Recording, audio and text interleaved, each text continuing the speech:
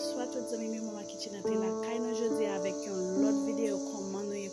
passé jour. Nous espérons nous tout bien grâce à Dieu. Mais aujourd'hui maman kitchen entre la caille nous avec une autre vidéo. Tout le monde a dit maman kitchen, si moun yo la caille, si moun yo manger pile, si moun yo a demandé manger, si moun yo a demandé marcher french fries, m'acheter burger pour yo. Et puis je dis maman kitchen poter en vidéo, ça fini, nous pas besoin tout le temps c'est pour n'a pas démanger pour ti moun yo ou acheter french fries, acheter un burger pour ti moun yo. Moi même ti garçon yo, yon nan ti garçon yo de pour arriver dans restaurant avec vous dire excuse monsieur do you have a burger? Et puis l'autre là même dit mais excuse monsieur do you have a french fries and chicken? Chaque monde gen manger yo mais et mais je dis à qui ça maman kitchen beauté pour comment pour faire un burger mais tout ça besoin pour faire burger moi gen des tranches oignons marron, moi gen yon bacon, moi gen des tranches tomates, moi gen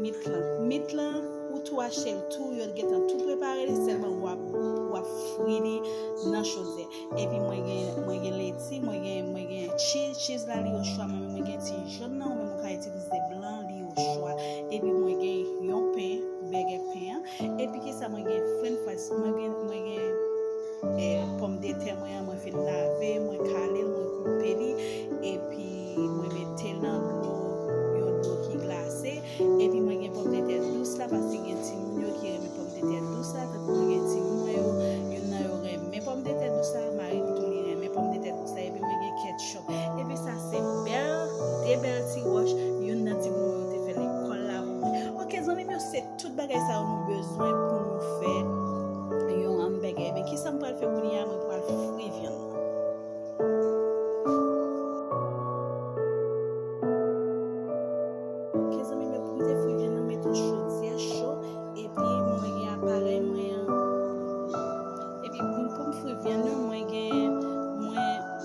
Chaudière dans chaud qu'on a pas frire et puis pour frire une fois là nous songer mettre montrer nous comment pour utiliser ou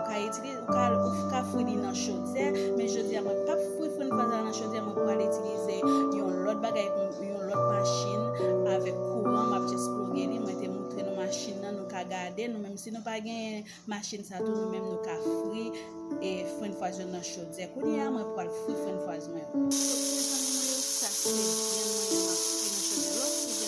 besoin de aucun rien depuis chaud bien fin chaud vous just mettez bien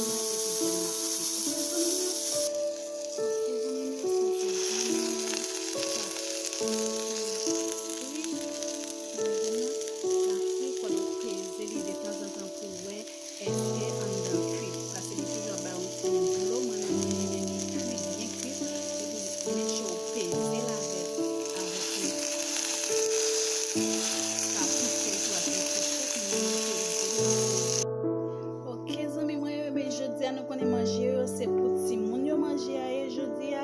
et ben qui ça me peut faire moi fin cuit et bacon moi fin cuit viande moi qui ça me peut faire qu'on y a moi poil et faire burger et ben qui ça me fait ça c'est french fries moi qui fin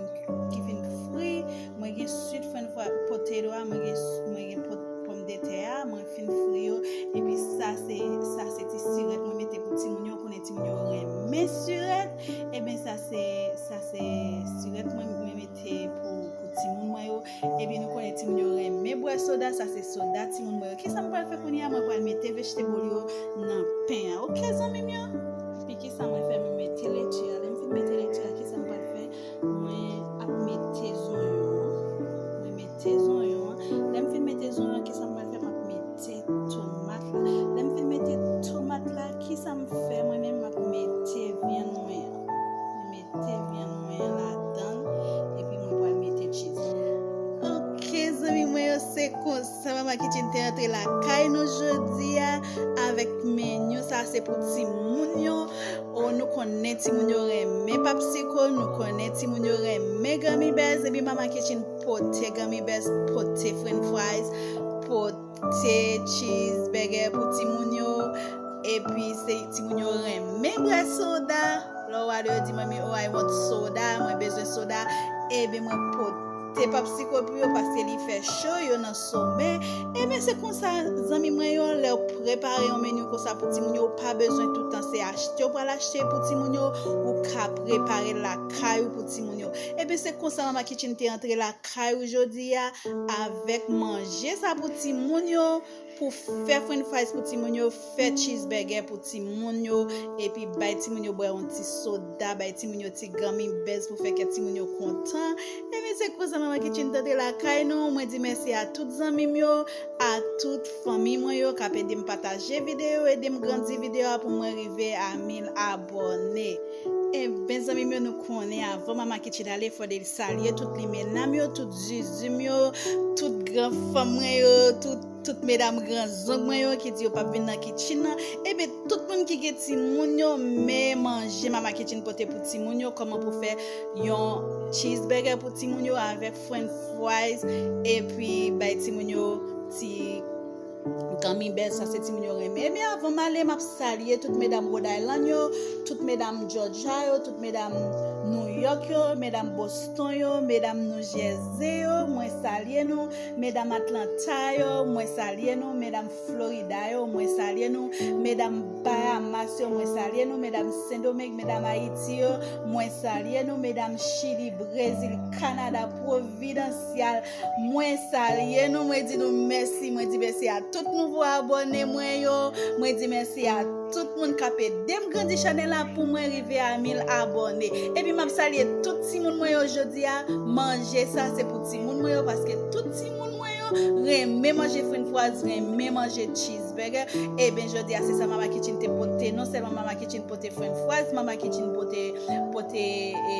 burger pour nous, mais maman kitchen pote gummy bears pour ti moun parce que me connais ti moun remè gummy bears. Et puis maman kitchen pote la lipa pour ti moun parce que ti moun remè la lipa. Et puis maman kitchen pote soda pour ti moun parce que ti moun remè soda. Et puis ça sont belle ti wash me pote pour nous, ça c'est une nan ti moun moi yo qui te fait belle wash ça pour moi pendant sommeil. Moi dis nous merci et dem grandi Chanel là. Moi dis merci à toutes grandes mesdames yo, toutes grands zizi moi yo, moi saluer nous et puis n'a croiser encore pour une autre vidéo. Bye bye, à la prochaine.